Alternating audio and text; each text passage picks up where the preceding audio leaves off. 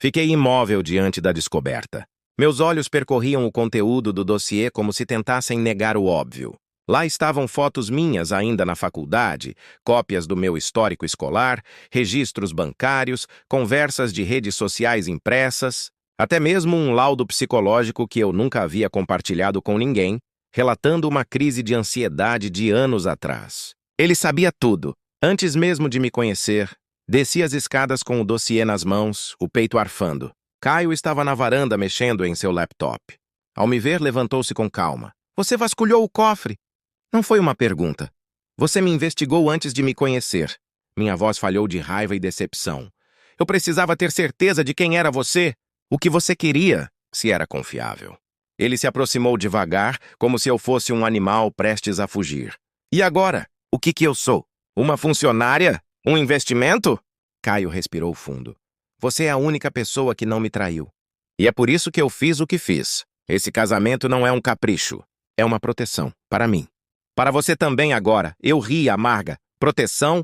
Isso aqui é cárcere disfarçado. Você controla tudo. Até meus horários. Porque há pessoas que nos querem mortos. Lara. O silêncio caiu entre nós como uma parede. Naquela noite, trancada no quarto, eu revisitei a pasta e encontrei algo ainda mais assustador. Um arquivo escondido com fotos de um homem ferido, encapuzado, acorrentado. Ao lado, registros de transferências bancárias feitas para contas na Suíça, nos Emirados Árabes, no Panamá. Entre os arquivos, um nome que se repetia: Álvaro Mendonça. Na manhã seguinte, levei as informações a Carol. Ela empalideceu. Lara, esse nome está envolvido com tráfico internacional. É de um colombiano procurado pela Interpol. Se o Caio tem qualquer ligação com ele, você está dentro de algo muito maior do que pensava. Decidimos que eu precisava de provas. Algo concreto. Comecei a observar cada passo dele. Caio era metódico. Saía toda quinta-feira à noite. Voltava às madrugadas. Sempre com a desculpa de reuniões em outra cidade. Uma dessas noites o segui. Ele saiu em um carro diferente, com placas cobertas. Peguei um táxi e mandei o motorista manter distância. Depois de uma hora, paramos em um galpão afastado no meio do nada. Ele entrou por uma porta lateral. Esperei 20 minutos. E com o celular em mãos, fui até uma fresta da parede lateral. Dentro havia uma reunião. Homens armados, mapas, malas de dinheiro. E no centro, Caio, dando ordens com a frieza de um general. Gravei tudo. Meus dedos tremiam. Mas então um dos homens me viu. Gritos. Correria. Corri para o mato e apaguei as luzes do celular. Me escondi por horas. Consegui voltar para casa só ao amanhecer. Quando entrei, Caio me esperava na sala. Você esteve lá, disse ele com voz baixa. E você é um criminoso, retruquei. É isso que você acha? Que tudo é preto no branco? Ele se aproximou, jogou uma pasta sobre a mesa. Então veja quem Álvaro realmente é. Veja quem eu estou tentando derrubar. Abri a pasta e vi fotos de mulheres traficadas, crianças resgatadas, nomes de políticos envolvidos com o cartel e uma carta de uma organização internacional de inteligência. Caio era um infiltrado. Eu sou o que você chamou de criminoso, mas eu sou o que mantém essas pessoas expostas. Cada passo meu é vigiado, cada erro é fatal. E você está agora no centro disso. Então o casamento era o quê? Uma farsa? Era a única forma de manter você perto. Proteger você. E por quê? Porque eu realmente me apaixonei por você, Lara. Mas agora não temos mais tempo. Ele me puxou pela mão e fomos até o subsolo da casa. Atrás de uma parede falsa havia uma sala equipada com monitores, rádios, mapas. Era um bunker. E lá uma tela mostrava imagens ao vivo. Homens armados cercando a casa. Eles nos encontraram. E agora? Ou a gente foge, ou a gente morre tentando derrubar tudo isso. A escolha era minha. Fugir com ele. Confiar em um homem que me comprou, me manipulou. Mas talvez fosse a única chance de derrubar um império de crimes. Eu não posso assinar isso. Você me prometeu uma vida, não uma armadilha. Gritei, empurrando o contrato contra o peito dele. O olhar de Caio não se abalou. Frio, calculado, ele simplesmente respondeu: Você já assinou mais do que isso quando aceitou meu dinheiro. Agora é tarde demais para arrependimentos. A sala de vidro, com vista para o oceano, parecia se fechar ao nosso redor. O homem que eu achava amar, que me ofereceu milhões para ser sua esposa, agora me revelava o lado mais obscuro da sua alma. Era tudo um plano, um jogo. E eu, a peça principal. 3 meses antes, minha vida era completamente diferente. Meu nome é Lara, tenho 27 anos e trabalho como garçonete em um restaurante movimentado da cidade. Dividia um apartamento minúsculo com minha amiga Carol, e meu maior luxo era um café caro aos domingos. Nunca imaginei que minha vida mudaria tão drasticamente. Até aquele dia. Foi num sábado, às 20 horas, quando ele apareceu pela primeira vez. Caio Montenegro, alto, elegante, com um olhar penetrante que parecia atravessar qualquer mentira. Sentou-se sozinho, pediu um vinho caríssimo e um prato simples. Não parecia alguém acostumado a extravagâncias, apesar da aparência de milionário. Mas foi a gorjeta que deixou R$ 1.000 por uma conta de 120 que chamou a atenção. No dia seguinte voltou. E no outro, sempre sozinho, sempre me pedindo como atendente. Começou a puxar conversa, perguntar da minha vida, ouvir com atenção sincera. Era como se me enxergasse de um jeito que ninguém mais fazia. 2 semanas depois me convidou para jantar. Não como cliente, mas como homem interessado. Relutei, mas Carol me incentivou. Você merece algo diferente.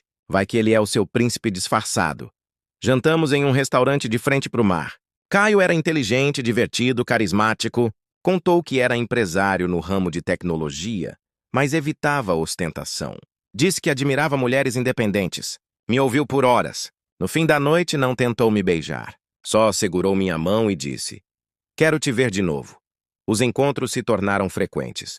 Caio me apresentou a um mundo que eu só conhecia por filmes. Jantares em coberturas, viagens relâmpago, presentes caríssimos, mas sempre discreto. Nunca me humilhou ou me fez sentir pequena. Pelo contrário, parecia me valorizar cada dia mais. Até que, num fim de semana em Búzios, ele me surpreendeu. Estávamos no terraço da casa onde passávamos o feriado. O sol se punha no horizonte. Caio ajoelhou-se com um anel deslumbrante e disse: "Lara, quero que seja minha esposa. Mas preciso ser honesto. Este casamento tem condições." Meu coração disparou. Achei que fosse sobre um contrato pré-nupcial comum, mas o que ele disse a seguir me paralisou. "Te ofereço R$ 5 milhões, pagos em parcelas anuais. Em troca, você aceita se casar comigo por, no mínimo, 5 anos, sem filhos, sem intromissões na minha empresa. E com cláusulas de confidencialidade absolutas." Aquilo parecia um contrato de negócios, não um pedido de casamento. "Isso é um acordo?" Perguntei, tentando entender. "É uma proposta. E um teste. Quero alguém ao meu lado que compreenda limites, que saiba se adaptar. Mas eu também quero você. E o dinheiro é apenas parte da segurança." A dúvida me consumiu por dias. Falei com Carol, que me chamou de louca por hesitar. "São 5 milhões. Você vive com um cara que te trata como rainha. O que mais você quer?" Acabei aceitando. E tudo mudou. No início, parecia um conto de fadas moderno. Fui morar na mansão de Caio, recebia presentes, jantávamos com empresários, conhecia um mundo novo. Mas logo comecei a notar algo errado. Ele nunca dormia ao meu lado. Desaparecia por noites. Tinha uma sala no porão trancada com senha. Recebia ligações em código. E havia empregados que pareciam mais seguranças que mordomos. Um dia, abri o cofre escondido no closet. E o que vi me arrepiou. Passaportes falsos, armas, chips de celular descartáveis e um dossiê com o meu nome. Era como se ele tivesse investigado minha vida inteira antes mesmo de me conhecer. Fui confrontá-lo. E foi quando ele disse a frase que abriu esta história.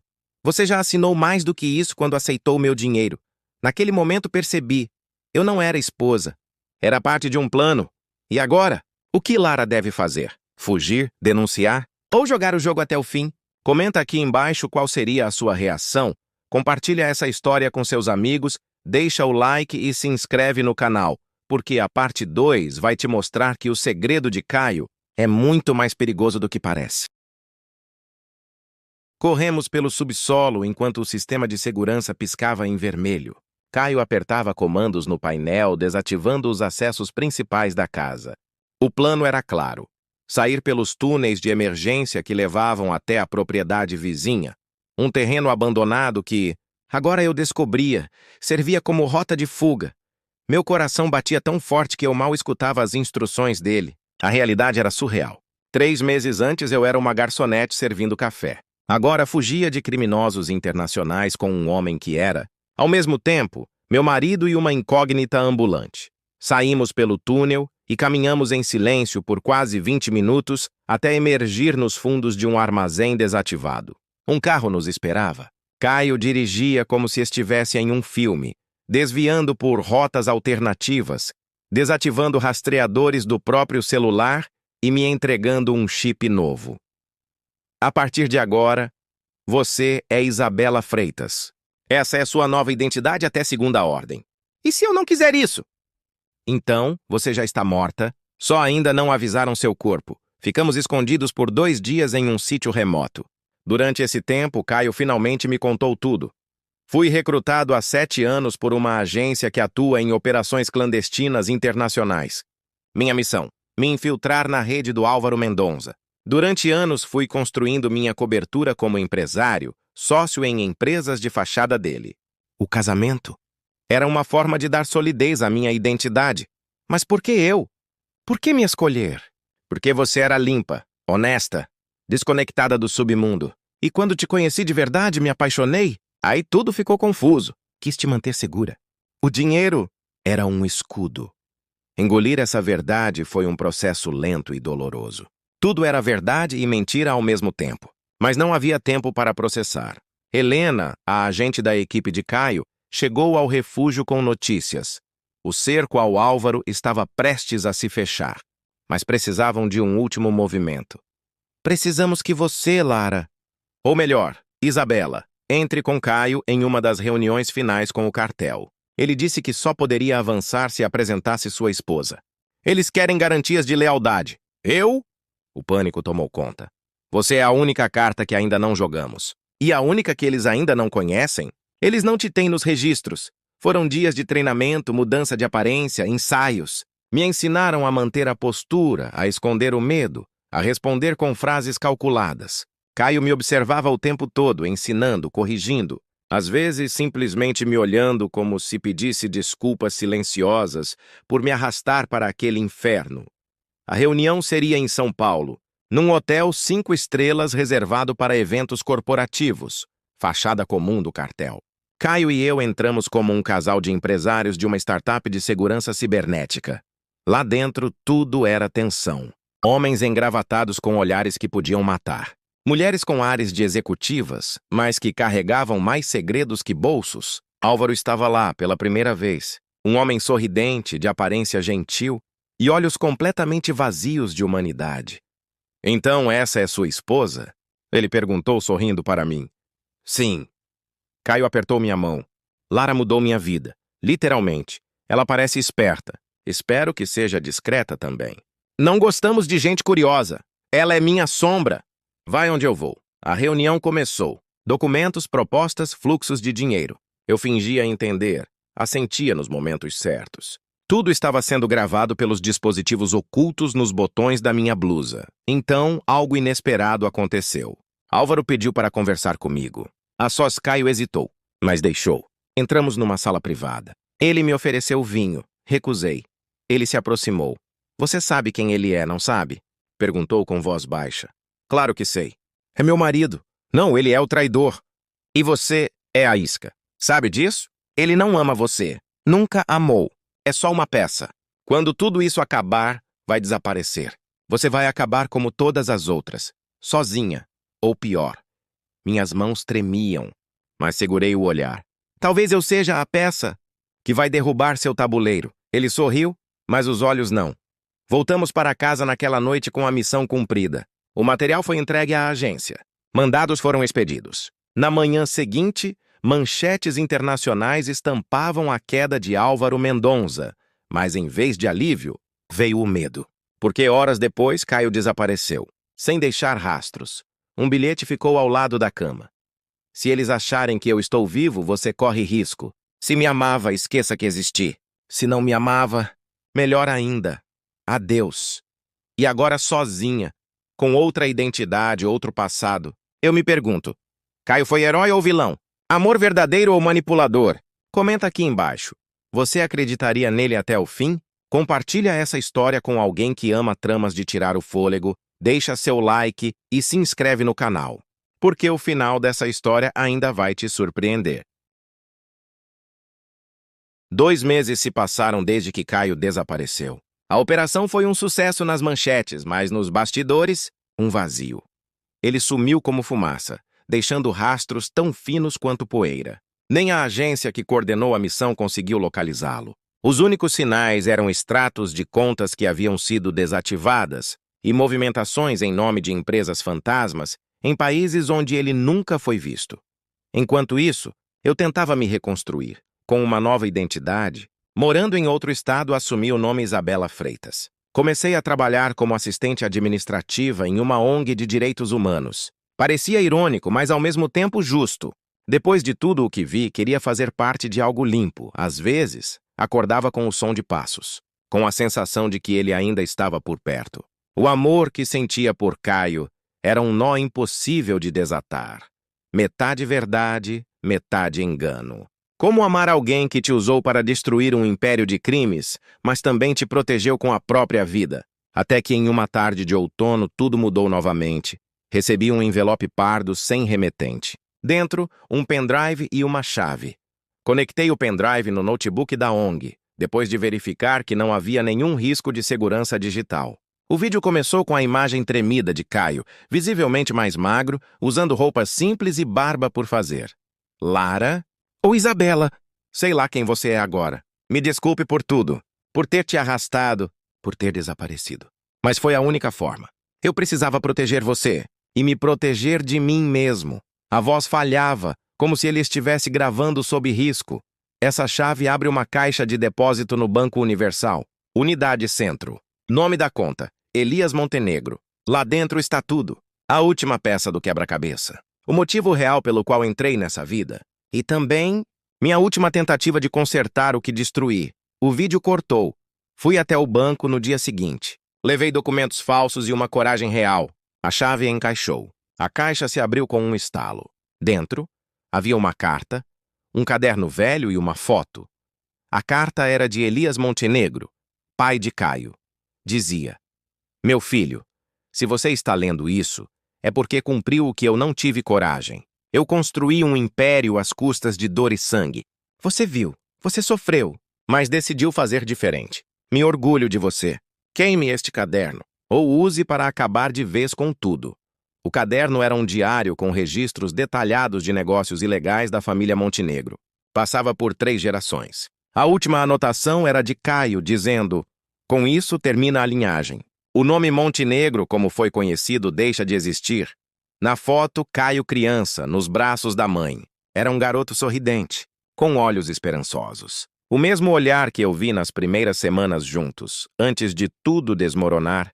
Saí do banco em silêncio, com uma sensação estranha de libertação e luto. Meses depois, fui chamada para prestar depoimento final à agência. Me disseram que oficialmente Caio estava morto, mas que extraoficialmente ninguém acreditava nisso. Hoje, vivo uma vida simples, real, mas vez ou outra recebo uma flor. Sempre a mesma, uma íris roxa. A flor que Caio me deu no primeiro encontro. Nunca há bilhete, nem nome. Mas toda vez que vejo uma, lembro que amar um homem como ele foi o risco mais perigoso que já corri. E talvez o mais verdadeiro. Se você chegou até aqui, comenta pra mim. Você teria coragem de amar alguém como Caio? Compartilha essa história com quem adora um romance cheio de mistério, deixa o like e se inscreve no canal, porque histórias assim ainda estão longe de acabar.